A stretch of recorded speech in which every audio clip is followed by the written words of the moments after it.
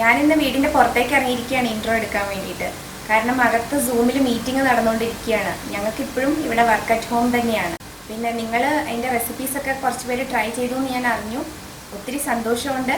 നിങ്ങളുടെ സപ്പോർട്ട് എപ്പോഴും കൂടെ ഉണ്ടാവണം. ഇന്ന് നമ്മൾ ചെയ്യാൻ പോകുന്ന റെസിപ്പി ഒരു എഗ് റോസ്റ്റാണ്. ഇതൊരു സിമ്പിൾ ആൻഡ് ഈസി റെസിപ്പിയാണ്. നമുക്കിത് ചോറിൻ്റെ കൂടെയും ചപ്പാത്തിയുടെ കൂടെയും ഒക്കെ കഴിക്കാം. പിന്നെ പച്ചക്കറിയൊക്കെ മാത്രമുള്ള ദിവസങ്ങളിൽ ഇതുണ്ടാക്കുകയാണെങ്കിൽ എല്ലാവർക്കും ഇഷ്ടപ്പെടും. അതുപോലെ തന്നെ നമ്മളിപ്പോൾ എവിടെയെങ്കിലുമൊക്കെ പുറത്തൊക്കെ പോയിട്ട് വന്നിട്ട് ചോറ് ഇരിപ്പുണ്ട്, പക്ഷെ കറി മാത്രമില്ല. അപ്പോൾ പെട്ടെന്ന് ഉണ്ടാക്കാൻ പറ്റിയ ഒരു റെസിപ്പിയാണിത്. അപ്പോൾ ഇതെങ്ങനെയാണ് ഉണ്ടാക്കുന്നത് നോക്കാനായിട്ട് നമുക്ക് നേരെ കിച്ചണിലേക്ക് പോയാലോ. എഗ് റോസ്റ്റ് ഉണ്ടാക്കാനായിട്ട് ഞാനിവിടെ 5 മുട്ട പുഴുങ്ങി കട്ട് ചെയ്തെടുത്തിട്ടുണ്ട്. മുട്ട പുഴുങ്ങുമ്പം ശ്രദ്ധിക്കേണ്ട ഒരു ടിപ്പ് ഞാൻ പറഞ്ഞു തരാം. മുട്ട പുഴുങ്ങുമ്പോൾ നമ്മൾ അതിനകത്ത് 2-3 നുള്ള് ഉപ്പിടുന്നത് നല്ലതാണ്. അപ്പോൾ അത് പൊട്ടി പോകാതിരിക്കാനും അല്ലെങ്കിൽ എങ്ങാനും ചെറിയ ക്രാക്ക് ഉണ്ടെങ്കിൽ തന്നെ അത് പൊട്ടി പുറത്തേക്ക് വരാതിരിക്കാനൊക്കെ ആയിട്ട് ഹെൽപ്പ് ചെയ്യും. ഇവിടെ ഒരു പാൻ അടുപ്പത്ത് വെച്ച് ചൂടായിട്ടുണ്ട്. ഇതിലേക്ക് ആവശ്യത്തിനുള്ള എണ്ണ ഒഴിച്ചു കൊടുക്കാം.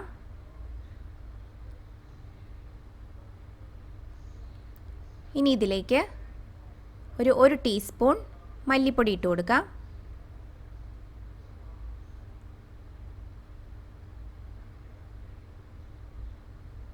ഒരു 1/4 ടീസ്പൂൺ കാശ്മീരി ചില്ലി പൗഡർ ഇട്ട് കൊടുക്കാം.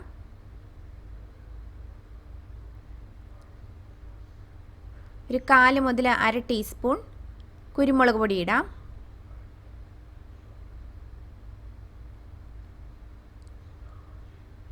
ഇനി ആവശ്യത്തിനുള്ള ഉപ്പ് ഇട്ട് കൊടുക്കാം.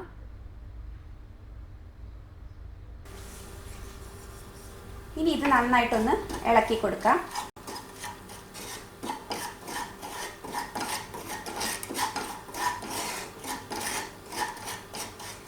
ഇനി തീ നല്ലോണം കുറച്ച് വെച്ചിട്ട് നമുക്ക് ഈ ഓരോ മുട്ടയുടെ പീസും ഇതിനകത്തേക്ക് ഇങ്ങനെ മറിച്ചിട്ട് കൊടുക്കണം.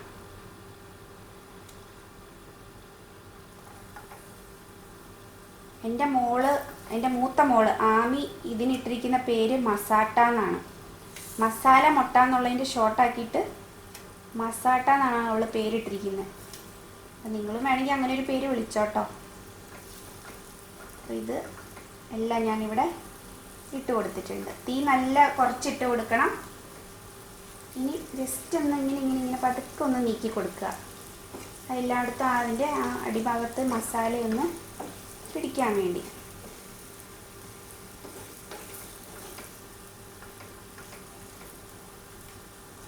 ഇനി ഇത് നമ്മൾ പതുക്കെ ഒന്ന് എല്ലാത്തിനെയും മറിച്ചിടണം.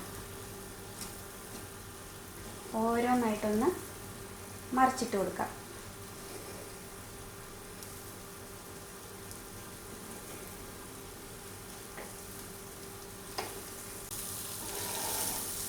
ഇവിടെ എല്ലാം ഞാൻ മറിച്ചിട്ടു.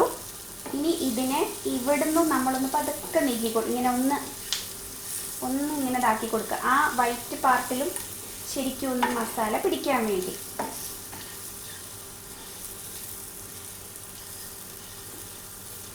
കണ്ടോ, ഇത്രയേ ഉള്ളൂ നമ്മുടെ എഗ് റോസ്റ്റ്.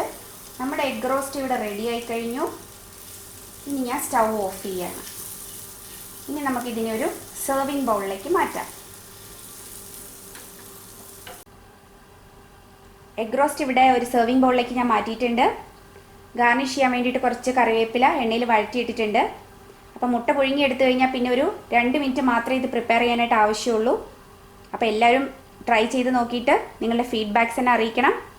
പിന്നെ നമ്മുടെ ചാനൽ ഇതുവരെ സബ്സ്ക്രൈബ് ചെയ്യാത്തവർ ഒന്ന് സബ്സ്ക്രൈബ് ചെയ്യണം. അതുപോലെ ലൈക്ക് ചെയ്യാനും ഷെയർ ചെയ്യാനും ആരും മറക്കരുത്. അപ്പോൾ ഇതുപോലുള്ള നല്ല റെസിപ്പികളുമായിട്ട് വീണ്ടും കാണാം. Take care. Bye bye.